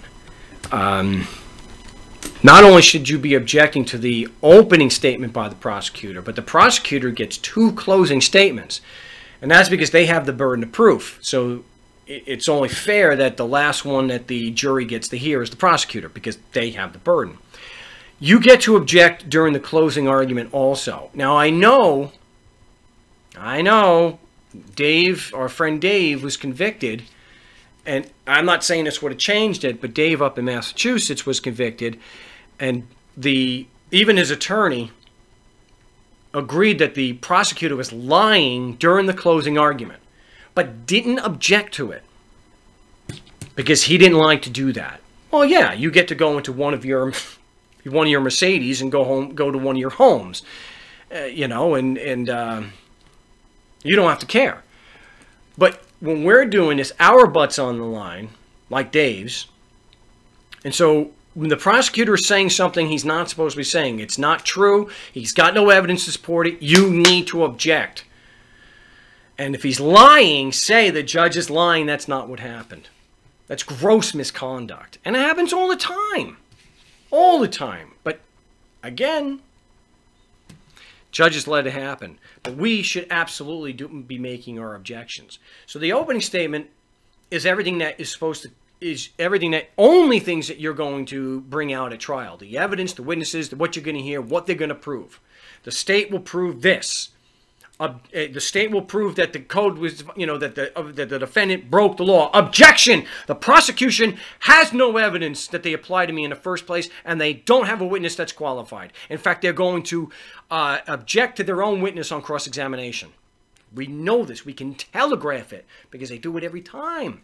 They do it every time. I feel like Sid. They do this every year. Doesn't anybody love due process and fairness?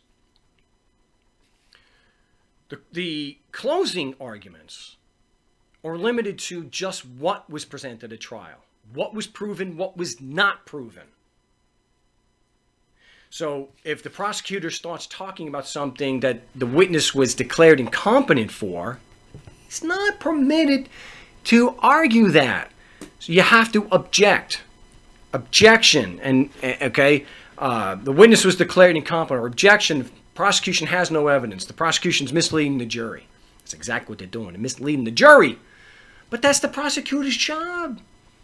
Hey, let's not talk about the fact that I have no evidence to prove the foundation of my case, not a single witness with personal knowledge, and the fact that I even impeached my own witness. Let's not focus on that. He didn't have a license. He didn't pay taxes. It's all about deflection, isn't it? Isn't it? We'll go to the calls. We've got Enrico from Los Angeles. Welcome back to the show. You have good news for me.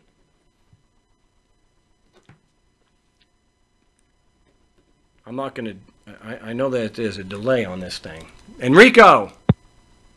Can you hear me? Can you hear me? Yeah, you're live on the show, my friend. You got good news? Oh, you know what? I wish I did, man. I'm going to be honest with you. I haven't gone to the court since last time I spoke to you, man. I actually have a little predicament I'm trying to figure out. Like, this is my last ticket, man. I had a lot of them that I was trying to get rid of. You know, some of them got dismissed. They showed up. One, I got convicted. You know, they found me guilty. I paid $100, and I got this last one, man. But this is, I feel like I messed this whole situation up because, you know, before I studied, you know, your work, you know, how you go about things. I went at it the whole sovereign, non-citizen, you know, the whole shebang way like that. And I'm just really trying to get some advice, really, because what I'm trying to do is I'm trying to go get back to court. I'm trying to see how I can deal with this commissioner, man, because I really feel like he threw me under the bus. He put a $10,000 bail on me, and I'm just trying to see if I can get some good information, some advice on how to handle about my situation. So what happened was I went to this court. I went to the hearing the first time. It was a ticket that I had gotten a long time ago, so I was trying to get fixed. I went to the court here. I spoke to the commissioner. I said the dumb things that I shouldn't have said. You know, he put non-guilty even though I pled guilty to the facts. And so I went to trial, and my dumbass still tried to try the whole sovereign thing. Oh, I'm not the name. I'm here on behalf of the name.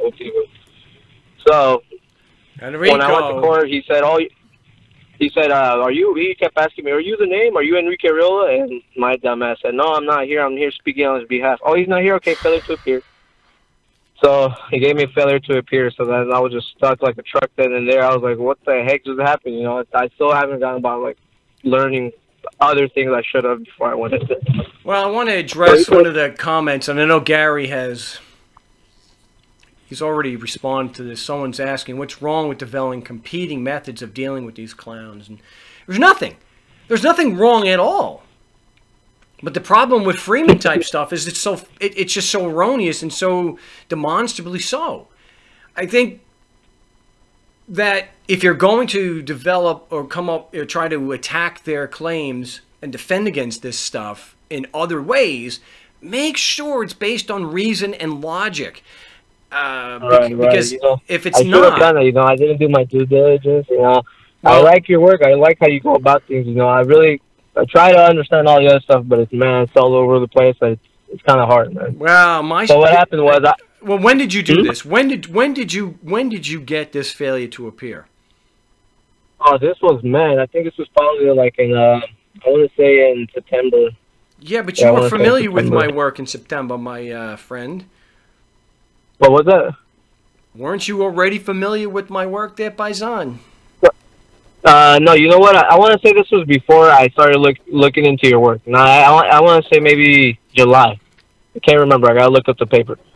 It was maybe July, but it was before I really got into your type of work. You know, I'm going to be honest with you. I was still going the whole sovereign, the trust, the corporation, the bench. So I was still, you know, I still had all that in my head, you know, trying to get rid of the complaint or whatever, the ticket.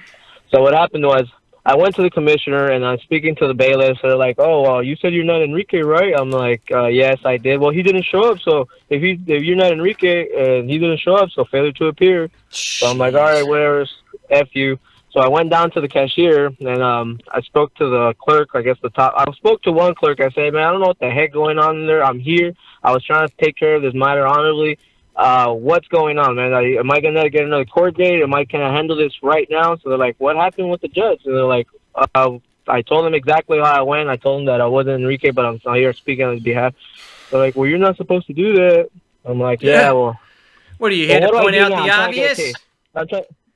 I said, what are you here to point out the obvious? All right. Well, how do we Yeah, deal with man. the how do we deal with the So, FTA? Well, yeah, there's man. more to. I wish, man. I wish I All right. Well, learned more to my recollection before I did that. So I spoke to one clerk. He didn't want to help me out for shit. He actually started getting pissed off because he's like, "If you're not Enrique, then why should I help you?"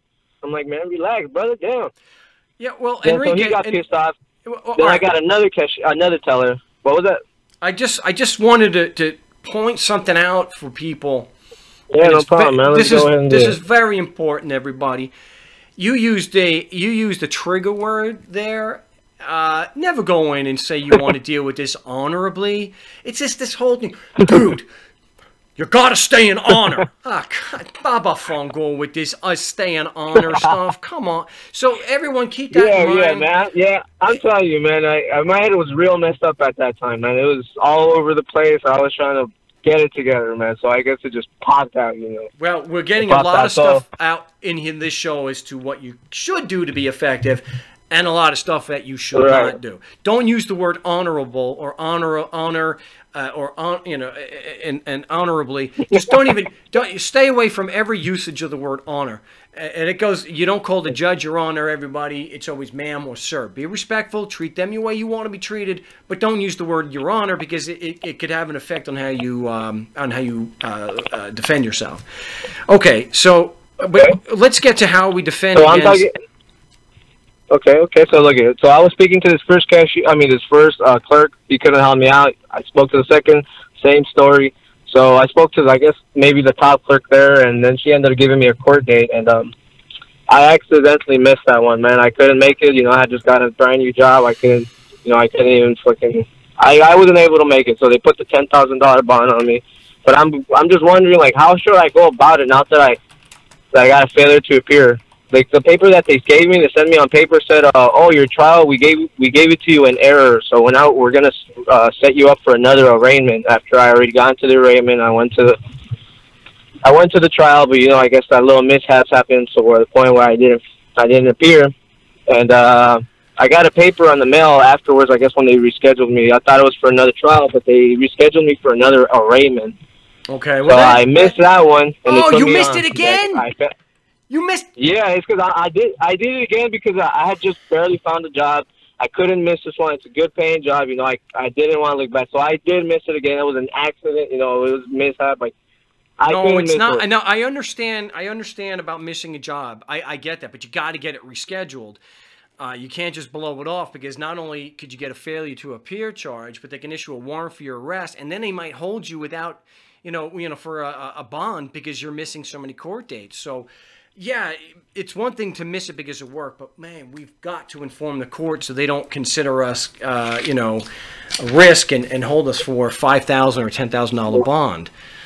Oh, yeah, you know what? That was that $10,000 bond because man, that dude right there. When I was telling him the things I was telling him, dude, his face was like that psychopath side of him was coming out. Man, that thing would look like he wanted to just jump out the bed. So I remember I told him, "Oh, listen, I'm trying to see if you guys have a valid charging instrument." When I told him that, man, his eyes just popped out of his eyes and said, "Excuse me?" I was like, "Hey, man, I'm sorry. I'm just trying to deal with this right now." Yeah, well, the failure to appear. $10,000 bond. I've tried to go over there, but they said they're not going to give me another court date, and the only way they're going to have me see a commissioner or a judge, magistrate, whatever, is if I come in the morning and they send my paperwork that day to speak to a judge. But it kind of sounds really sketchy to me. It seems like they just want to throw me in jail for that bond or whatever. But yeah, well, I'm just wondering, how should I go about this now, man? Because it's very messy, man. It's my last ticket. I don't have anything besides that. It'll be white clean, no nada. This is what we do. This is what we do here, tough guy. You got to file the demur and challenge jurisdiction. Okay, I got it. Yeah, you got to file the demur with the discovery request and be challenging jurisdiction. And it's the same thing with the failure to appear. You got to demur to that because the court had to have had jurisdiction in the first place. So you have to go. Right. You have to hit the foundation at the because if they didn't have jurisdiction to order you to be there in the first place. Or a case, right? Yeah. Oh man. I got to address something. Yeah. I got to address something here. Somebody's asking, Rika, I still can't figure out why you guys bother playing around with the psycho judges, and it's because you have no choice. I don't want to hear something that some people may turn around and say, oh, you got to just do an accepted for value and never show up, and if you show up, you give them jurisdiction. That's not how they look at it. They may say that, but that's just because they're just lying to you, because, that's the circumstance because you're standing there. Because they'll issue a warrant for your arrest if you're not there and they believe that they have jurisdiction. So we only, look, this is why we say we don't, and this is in the demur, by the way. You should have this already. We are not appearing, we are participating on the threat, duress, and coercion to avoid a warrant and to avoid further violence, further coercion from you people. So we only play around with, if you want to call it that, we only mess around with the judges because we have to. We are trying to limit the damage that these predators are trying to do to us. If they would just leave us alone, we wouldn't bother. But they're not going to just leave you alone unless you defend yourself. And we should be defending ourselves effectively. And I do want to point out, too, the sovereign and Freeman stuff are not cool theories. They're just BS. They're nothing that could survive any critical analysis. And I hate to be on the same page with some of the critics, but here they got a point. The stuff is garbage. Right. So that's what I would do to get back to this. You got to file. I would file the demur. I would file the demur. Discovery. Actually, in my last case, man, I filed everything. I filed the demur. The only thing I didn't do is discovery, man. I think I should have done that. And when I did that, I guess when I went to court and they said, "Nah, man, your thing's gonna be moot, man. We can't even listen. So you should have turned it on time." I'm like, Well, unfortunately, when you have to file things. You have to do it timely, and you have to make your court dates. So let's trigger some of the critics. I'm going to give some legal advice. Okay, all right? Everyone, brace yourself. I'm giving direct legal advice to you and everybody listening. And I do not have a license to practice law. I am not an attorney. I'm not an internet lawyer. I'm not a lawyer of any sort. It actually is offensive to me for anyone to refer to me as a lawyer, internet or otherwise. I do not need a monopoly. Yeah, I don't need a monopoly in order to just get by as a one-man show. I don't need to force, people don't need to be forced to use my service. So anyway, the legal advice is this. Make all your court dates on time, everybody. Always make your court dates on time. If you can't make it for whatever reason, and I get that there are legitimate reasons, you got to contact them and get it rescheduled. Don't just blow it off. Obviously, there's going to be extenuating circumstances. I did. I actually went the following Monday. I think I had the arraignment for Thursday, and I went on Monday. And I tried to get another one, so I got some paperwork to show my bosses. But man, none of them want to. I actually went to 3 different clerks to maybe see if they, one tell me one thing or another will tell me another. I was trying to get a court date, but they said, "Nah, we don't want." I think they try to make me feel like, "Nah, you can't get a court hearing no more. You have to go speak to the judge right now, this instant, or else we're not going to help you." And it seemed like all those clerks told me the same thing. So well, yeah, but what I'm talking about is you don't wait until after the fact to go and try to explain why you weren't there. You've got to do it before. And I know there's going to be circumstances where you can't do that. I'm not talking, but when even on the same day, make a record that you did try, that you tried to get it rescheduled and it just couldn't be helped. They're not always POSs and not allow that. So keep that in mind. So, yeah, get the demur and get the demur. I got the copy of the bond. They don't have bonds. They self-insure. Please, we got to stop this. All right, hey, I got to move on because I'm running real low on time. Even though I'm doing a 2-hour commercial-free broadcast, it feels like we've been on the air for No, I hear you, man. I hear you, but get that. I'm gonna go ahead and call another time too. Yeah, we'll get that stuff filed and let me know what's going on. All right. For sure, but hey, man, I want to ask you one more thing. Did you ever get that letter of that one guy that said that he got all the judges from California or Los Angeles to recuse themselves on his case? No, he sent me statutes. I was really curious about that. Yeah, he sent me statutes, but he never sent me. Yeah, he never sent me any documentation to prove that every single judge in Orange County or whatever recused himself. Especially since the statute in question only allows you to do it one time. So, yeah, and then on some other things, there was statutes, and it says, and so people will send me 100 different types of statutes and say, dude, you got to read through this. It tells you everything. I'm like, nope. Not going to, no. And it's not a matter of me not looking at the evidence. It's just if you send me basically an encyclopedia and tell me everything is in here, no. Give me an outline, and then I'll verify what's in the outline by looking at the statutes, but not the other way around, so. No evidence, but hey, I appreciate the call. Let me know, you know, where you're at after the motions are filed, after the demur is filed. Oh, for sure, man. I'll go ahead and call you back, man. Appreciate you. I'll speak to you later, bud. All right, appreciate it. And Rico in Los Angeles, a lot of things we do not want to do, and anyway, wow, I always, for those new and not so new, I understand the frustration and how they could just ignore the demur, they can ignore everything. This is not a reason to deviate from reason. It is not a reason to deviate away from the logic and that the burden of proof is on the prosecutor, not you. They do not give a damn what you and I think their laws mean. Pure issues of law, you are going to lose on every time. Don't raise them. Name game? Good Lord. Wow. It doesn't matter. I have blacks right up there. So if it's not too blurry, we've got a black and a red edition. I have Valentine's. I know in there it talks about capitis de minimis. I get it. Where's the evidence that they're acting that way? You can't just use a law dictionary definition and then extrapolate from there. You gotta have some damn proof. If the birth certificate was a bond and was being traded on the stock market, there would be a paper trail. Did I really have to repeat that? Nothing is on the stock market without a paper trail. This is common sense. They don't give a damn. When the cop is beating you unconscious, they don't care if you have a name at all. They don't care if you have a birth certificate. What, in 1800, when they were hauling your butt away for non-payment of property taxes or some other code violation? Were they just saying, wow, this is all illegal until we get a birth certificate? This idea, well, they can't do anything without your consent. Where the hell are you getting that from? Their laws always have to have a back door. Really? A criminal organization that is forcing everybody to pay them and supported by a prison system. They're going to put a back door.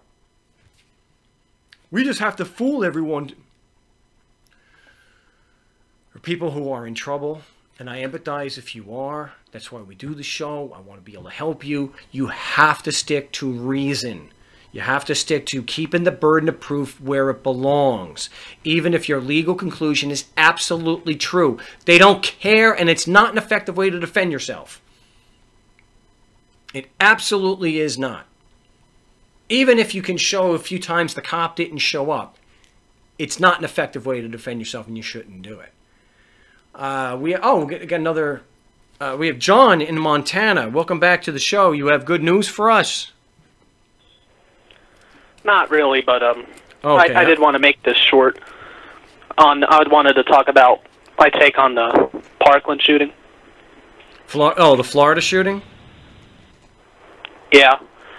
So, one way you can prevent it is I see a whole lot of people saying that when you say the name of the shooter, crazy people want to copy it, especially to get remembered. Yeah. And one solution, I was going to bring up another one that I heard basically nobody talk about. But there's one source of all mass shooters nobody talks about. If you look up John Taylor Gatto or the Prussian indoctrination system, right, which School Sucks podcast gets into this a lot. And Columbine is a good example of what I'm talking about. Like, the schools are basically made to make the kids robotic slaves to authority. their movement is controlled, or their lack thereof of movement, their bathroom schedule, their eating schedule, even what they think to an extent. And that takes its toll on them. Other kids will bully them to try to get a semblance of power back. Teachers, like, even if they mean well, they can, what's the word I'm looking for? Like, not be as nice to the kid if the kid really isn't perfectly acting like a little robot.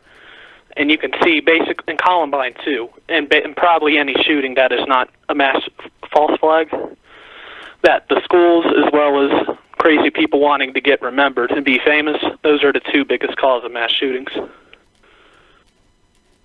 I don't know if that's true. You know, I've got a lot of respect. The guys who do School Sucks. Gosh, I've been on his show before. I can't. Who's the host of that? He's in New Hampshire. Forgot his name. Brett. Jeez, how could I forget Brett? I love Brett. I think he does great work. You know, the thing is, they have the same type of school system in Canada. And how many kids are going in and shooting up the schools in Canada? And yes, they have guns. They could just take a shotgun and they could. And that's the thing. They may not be able to do as much damage as Klebold and his partner did or what happened in Florida this week, because they have automatic weapons. But a kid in Canada can take a shotgun and they can do quite a bit of damage. They can kill at least a few people, and you don't hear about school mass shootings and killings in Canada. You can go back into Europe, where they have. I do have a perfect response to that, though. Okay. It's shootings on an individual level. The number of shootings is lower in those Western countries, like Australia, because of lower population. Like in Norway, that one guy, Breivik, did a shooting, and I think they did have another mass killing. And they had two in Norway in about a 5-year period. Well, America had about 40. But America is about 320 million people. Norway, I think, is about 70. And Australia is 26 million people. They had that one guy in Australia took over the restaurant.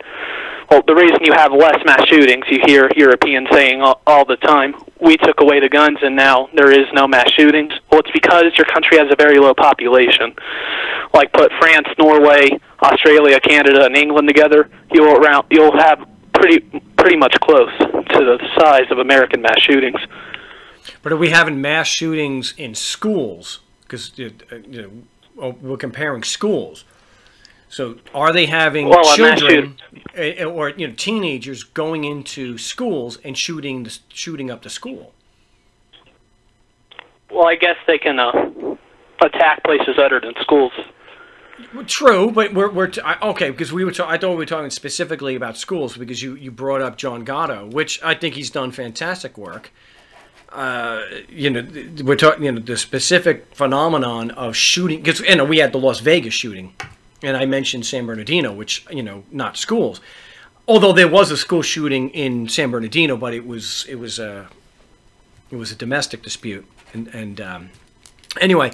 So I'm just we're looking at schools. Does any other Western country have even a per capita equivalent, or of the same as the United States, with kids going in and shooting up the school? Well, I didn't say that they target the school. I said that mass shooters come from those schools. Maybe not. Maybe they don't do the school shooting as a teenager, but like later on in life they would. Like and Breivik. Like if the school system was that bad in Norway as it is in America, I'd say that did contribute to him having a messed up mind. But like, it's a European. Don't the European countries use the same model that the United States uses? Not always. I know that Finland doesn't, but I think a lot of them do. A lot of European countries. I just know that you get tired of hearing about it, and I'm not saying that gun control is the answer, and it's just that you get the same knee-jerk reaction. You've got you got the criminal Democrats that are saying every time for gun control. Then you got the Republicans saying, let's not politicize, let's not talk about this, unless it's a Muslim shooting. And then immediately, if a Muslim shooting is, you got to have a wall, you got to have background, you got to have extreme vetting. I'm so sick of this. If it's a white Christian, the Republicans, it's always the same stupid story. Blame the individual. Don't blame unless they're brown. And then if they're brown, you got to bring down hellfire. And then I'm sick of the whole line from Republican and Democrat, and I'm tired of hearing it. It's just we get desensitized. I'd be the first to agree that, yeah, we have the school system is not geared towards critical analysis and independent thought, and we have a society where violence is normalized. You've got over 1 million killings every year of babies under the name of abortion, which is normalized, where you've got people who actually will congratulate somebody who got an abortion out of convenience. And you have people actually arguing, well, if the mother can't afford it, your economic situation does not justify killing somebody. And it's so much of this is normalized in the United States. There are 2 million people plus in jail for and more than half of them, according to the stats, right, are there for nonviolent offenses. So can we really expect that when you have such violence normalized that we're going to have such a violent society? I think there is some merit to where, yeah, you can't limit guns. That's not going to do anything, because they're still going to kill. But there's still a question, when you agree, John, like, if this guy wasn't able to get his hands on a weapon that could shoot on automatic, he still could have gone on a rampage, but could he have killed as many people? So what do you do in a situation? How do you limit the amount, or can you? You know, I mean, do we just throw our hands up and say, well, nothing you can... Look, there's nothing we can do unless they're Muslim. Is that really what we have to say?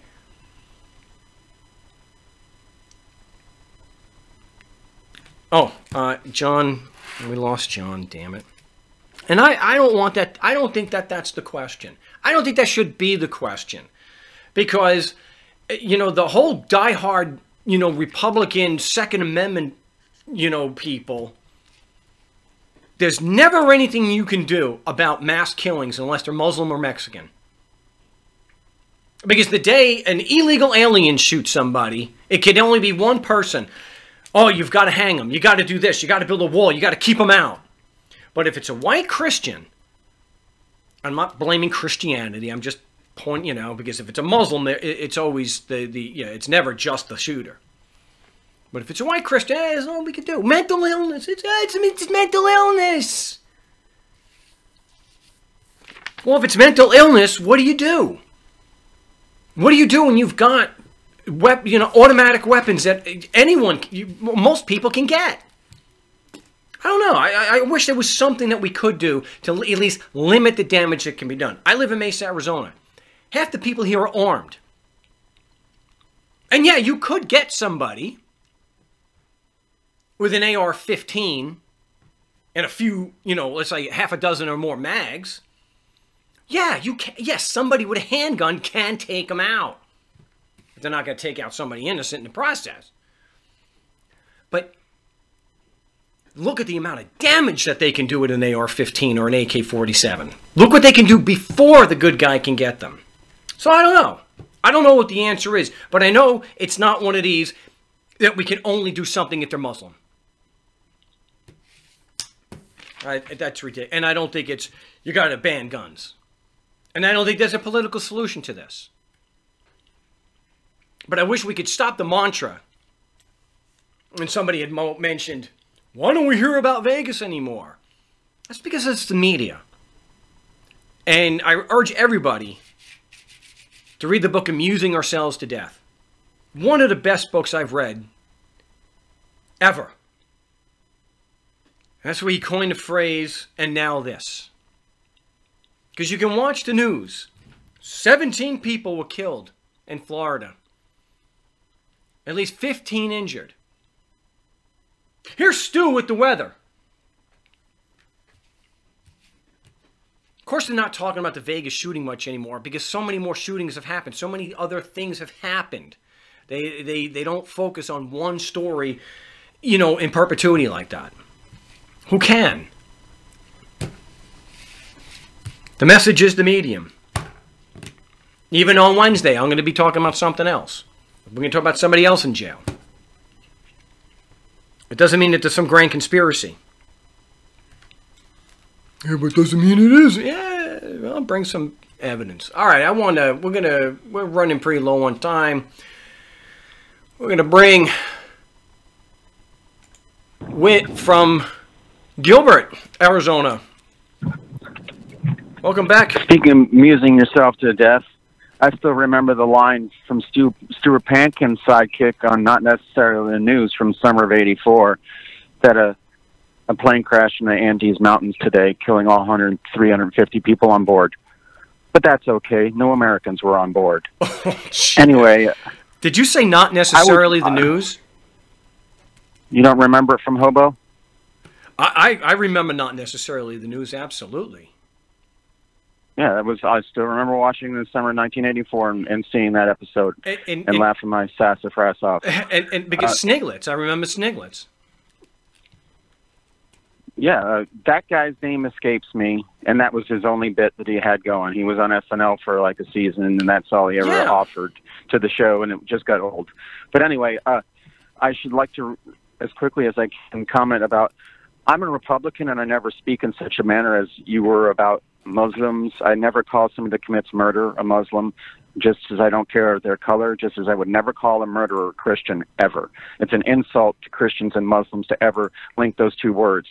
But when somebody goes into a bar and lays waste to 50 people and screams Allah Akbar, there's something going on there that I've never known a Christian ever to do anything like that, literally. I mean, and again, if anybody that were to call themselves Christians would light up a room or a bar of people they didn't like for whatever reasons, I wouldn't call them Christian. So it's too bad that I didn't get to talk to you more, but the previous caller inspired me to call in because I don't know what this deal is with with progressive rightists as yourself and the previous caller that are always looking to blame something else other than the douchebag that committed the mass murder. I don't care why he did it, literally, except for when he's doing it on behalf of a psychotic belief like Islamism, not Muslims, Islamism, as in they want to project their religion onto others, whether the people want it or not, and they're willing to murder to do it. There are people in this world that do that. There are. Yeah. And they're very, very, very dangerous, and no wall is going to stop them.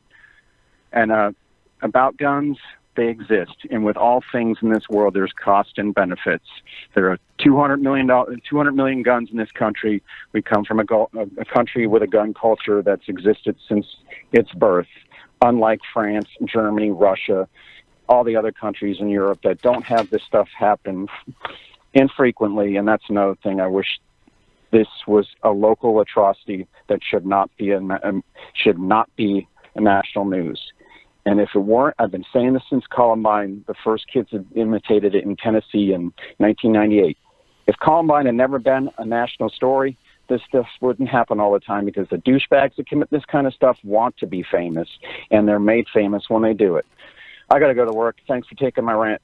Hey, Mark, have a good weekend. I appreciate it. Thank you. You know, I would say that some of them, I don't think we can paint with such a broad brush that all these killings are because they want to be remembered. I think, you know, a lot of them have to do with rage. They're bullied. And the rate, you know, and they want to strike back, not because they want to be the next internet sensation. Some, yeah, but we can't. I don't think it's right to paint with such a broad brush and generalize.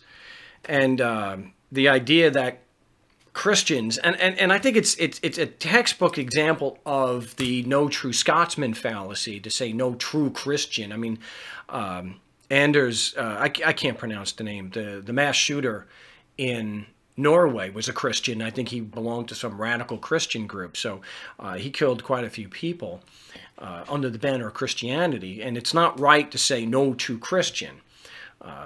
He is. Was it Christian ideology that drove him? That's something that can be questioned. But to say, you know, and it was Christianity, the actual doctrine was used from the Old Testament to justify enslavement of Africans. So, yeah. Manifest destiny and crap like this. So, this whole idea that, oh, it's the mark of Cain. Yeah, so, you know, yeah, there's going to be good and bad, of course, and sometimes you can blame the doctrine, sometimes you can't. The idea that all these shooters are doing it for attention, no, maybe because they've been driven to a point and nobody listens, nobody gives a damn. Everyone's caught up in their own Instagram. And it reminds me of, I think it was a note that was left on the Golden Gate Bridge. And I don't know if this is true or not. I think it makes the point. If anybody smiles at me today, I will not kill myself. So, you know, one of the worst things on top of being bullied is to not be listened to and to be made to feel irrelevant. And I can tell you that I was bullied unmercifully in high school. I left high school. I couldn't take it anymore. And I could handle myself to a certain point.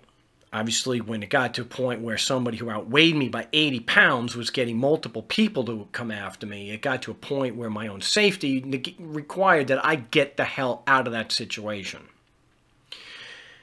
What about people who can't handle themselves? I mean, I had people come up and I threw down some beatings. There are people that can't and won't. How much are you supposed to take? I'm not justifying shooting the place up.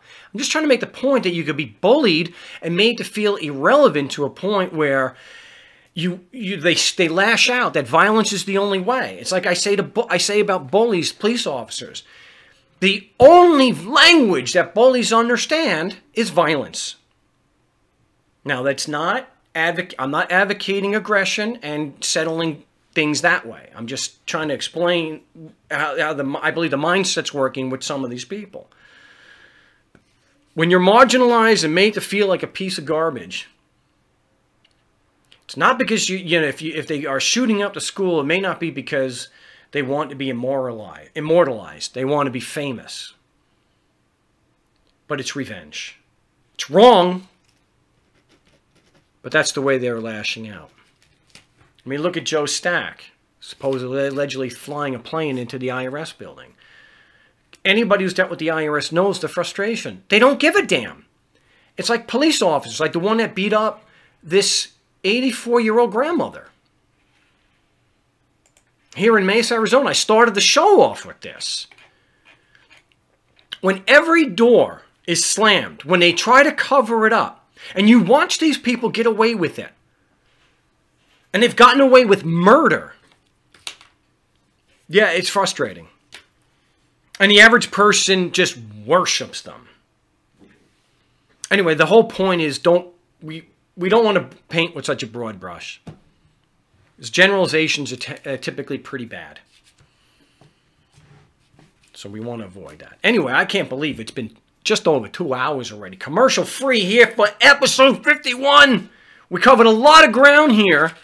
And I'd like to be able to do graphics for this one, but boy, that would take a long time. So the call that we had with Jeff in Iowa, we covered a lot of ground. We'll keep going when it comes to role-playing and discussing what we need to do to effectively defend ourselves against these tyrants.